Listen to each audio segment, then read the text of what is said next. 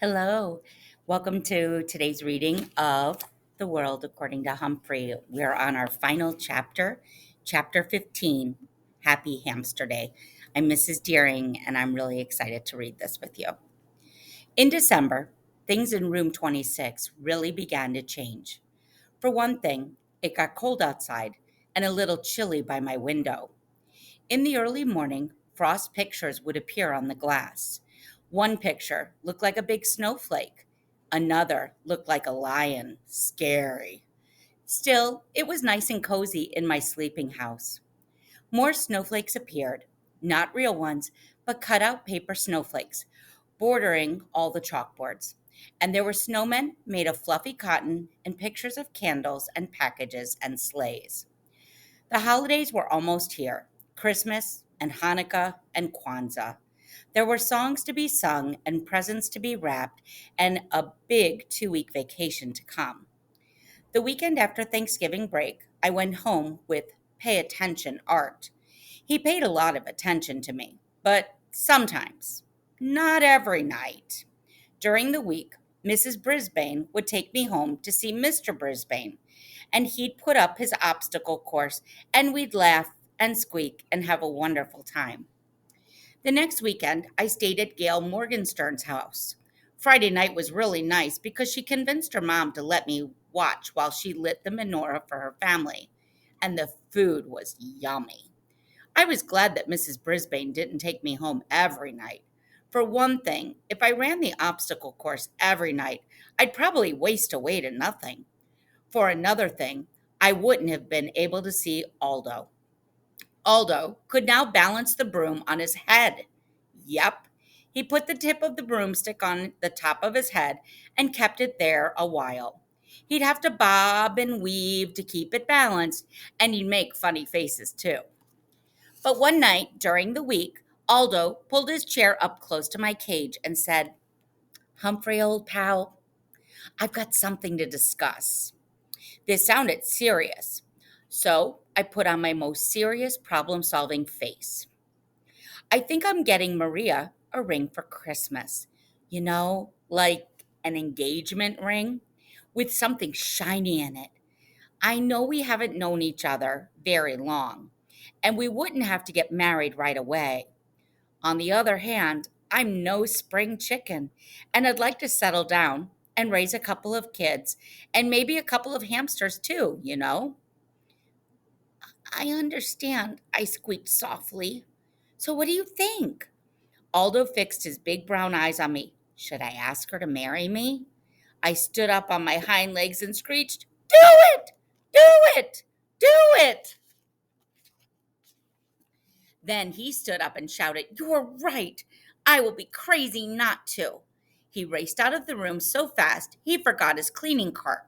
But when he returned for it, he yelled, "Thanks." Sometimes, most times, it pays to squeak up. The third weekend after Thanksgiving, I spent at Heidi Hopper's house and watched her family put up their Christmas tree. It was the most beautiful thing I'd ever seen, second only to the little tree Heidi put in my cage. It was made of my favorite tree, broccoli. And then it was almost holiday vacation. Suddenly, it seemed as if we didn't have quite as much work to do in class. Everybody was planning the holiday party for the last day of school. One day, Garth, who never used to wait for the bell, stayed after school to ask Mrs. Brisbane a question. "May I please bring Humphrey home with me over the holidays?" Mrs. Brisbane looked as surprised as I was. "Well, Garth, I thought that was a problem."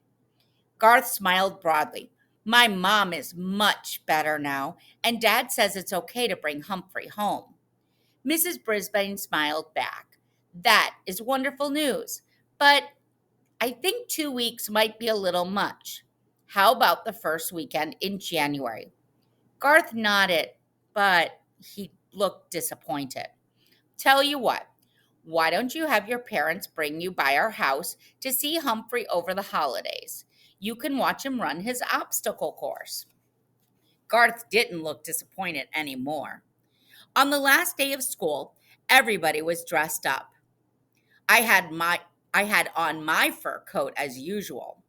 Mrs. Brisbane wore a red and green striped sweater and a green skirt. She also wore a Santa Claus hat. This was an entirely new Mrs. Brisbane, the dressing up Mrs. Brisbane. Class, I have an important announcement. We're having a surprise visitor this morning before our party, so there will be no vocabulary test today. After the cheers died down, Mrs. Brisbane went out in the hall and waved. And a minute later, you'll never guess who entered the classroom. Mr. Bert Brisbane. He was wearing a Santa Claus hat, too. He looked a lot better now. No gray stubble or wrinkled pajamas. On his lap, he had a large box. Mrs. Brisbane introduced him to the class, and they all applauded. Then he told them that his surprise was actually for me. Me! Me! First, he pulled something like my cage, only bigger. This is my gift to Humphrey. This extension attaches to his cage and makes it bigger. Now you're all going to help me build Humphrey his holiday present, his very own playground. The kids squealed and giggled and clapped, and I couldn't hold back a big squeal of my own. I could keep my homey cage with its lock that doesn't work, but I'd also have my own park to play in. Mr. Brisbane gathered my classmates around the big table and explained his plans. Mrs. Brisbane unloaded the pieces. First, there was a seesaw, then a tree branch to swing from, a big jungle gym, and two ladders, one to climb on and one to walk across like a bridge. My! Saya held me while the other children worked on my cage. She patted me gently and murmured comforting words. Meanwhile, Mr. Brisbane patiently instructed the children as they arranged the pieces. He even made sure everyone got a turn. Then, Mr. Morales dropped by to see how things were going. He was wearing a tie that had little Christmas lights that really lit up. He and Mrs. Brisbane stood behind the children, watching as my playground took shape. Looks like Bert should be a teacher too, the principal told Mrs. Brisbane. He already is, I heard Mrs. Brisbane respond. He just started teaching arts and crafts to seniors and kids at the community center. So he's made a new start, said the principal, thanks to Humphrey. I believe those words were the best present I could ever have. Guess what I got my kids for Christmas? The principal asked. A hamster. Maybe it's a present for me too, as well. I think my papa will enjoy it too.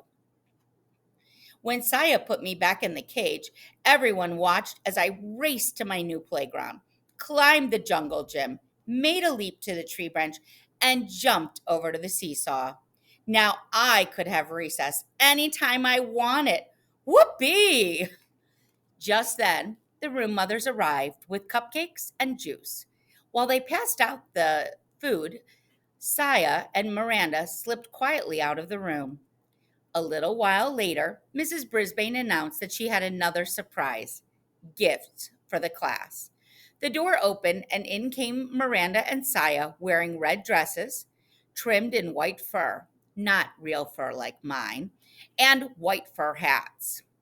They each had a little basket filled with small presents, and they danced around the room singing a song about the wonders of winter while they passed the gifts out. When the kids opened their packages, they each found a keychain with a small furry toy hamster attached. The hamsters came in all colors: red, green, purple, gold, silver. Nice. The room mothers presented Mrs. Brisbane with a gift, a pair of red earrings, which she put on right away. I already thought it was a perfect day, but it wasn't quite perfect until Mr. Morales peeked out into the hall and announced that he had a big surprise. I wasn't sure that we could stand any more surprises. And then She walked in. The biggest surprise I could imagine. Ms. Mack was back. She was wearing a long flowered skirt and a bright red blouse, and she had a butterfly in her hair. Not a real one, of course. She also had a huge canvas bag with her. "Remember me?" she asked with a huge smile. My classmates were thrilled and they all rushed by her side. I was surprised. I was positively squeakless. Mrs. Brisbane made everyone sit down again and asked Ms. Mack, of course, she insisted on calling her Ms. McNamara, about her travels. Ms. Mack told us about the rainforests and teaching in a school in Brazil. Then she opened her big bag and took out a stack of holiday cards. Her Brazilian students had made a card for each child in room 26. While my classmates were sharing their cards with one another, Ms. Mack came over to see me at last. "Well, I can see by your cage that you've done very well for yourself," she said with a smile. "And here I've thought you'd be pining away for me." "I have," I squeaked. She reached into her bag. "And I have a present for you, but don't tell anybody." She pulled out a brand new tiny notebook with blank pages, lots of them, and a new tiny pencil with a very sharp point. "I thought you might need this." Then she tucked it behind my mirror. Ms. Mack stared at me a little longer, and then she softly said, "I've seen a lot of creatures in a lot of places in the last few months, but you're still the handsomest and smartest of them all." Yes, yes, yes. "And don't worry, I'll be back to see you again." She was still the same wonderful Ms. Mack. I'd follow her to the ends of the earth, I thought, or at least to Brazil. But then it hit me. As much as I love her, and she loves me, Ms. Mack doesn't need me. Not as much as the Brisbanes and my classmates and their families do. Maybe that's what Ms. Mack was thinking when she left me in room 26. This is where I belong. All too soon, the bell rang. School was over for the day. School was over for the rest of the year. My head was reeling from all the surprises and excitement as we headed out to the car. In the parking lot, Aldo raced over to greet us and wish us a happy holidays. He had come to pick Richie up. "I hope you have a very happy holiday too," Mrs. Brisbane told Aldo. Aldo grinned until his huge mustache shook like Santa's tummy. "I'm sure I will. You see, I just got engaged. I'm going to get married." "Yahoo!" I squeaked with delight. Aldo leaned toward me. "Thanks, my friend." That night at the Brisbane's house, there was one more surprise. The doorbell rang and a very tall and good-looking young man appeared. He was wearing a Santa Claus hat, but he wasn't Santa. He was Jason, the Brisbane son. He'd come all the way from Tokyo to surprise his parents. They were so happy to see them, they both cried just a little. I almost cried too.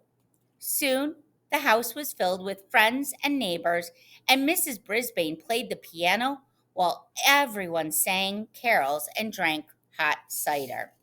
I nibbled on raw apple and squeaked along. Later that night, when the house was quiet, I thought about all I'd done in the months since I had left Pedorama. I didn't know anything about the world then, but I've sure learned a lot. I can read and write, and I know all the state capitals. Just ask me one. I learned you should never, ever turn your back on a dog, and that it's a good idea to turn off the TV once in a while. I found out that kids have problems, and so do teachers and principals. Sometimes all people need is a little encouragement.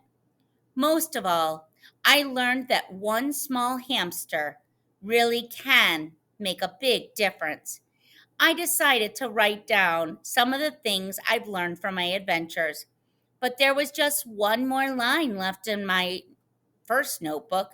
So I thought and I thought, and then I scribbled down exactly what I was feeling deep in my hamster heart: joy, joy, joy to the whole wide world. And that includes you. Signed, Humphrey.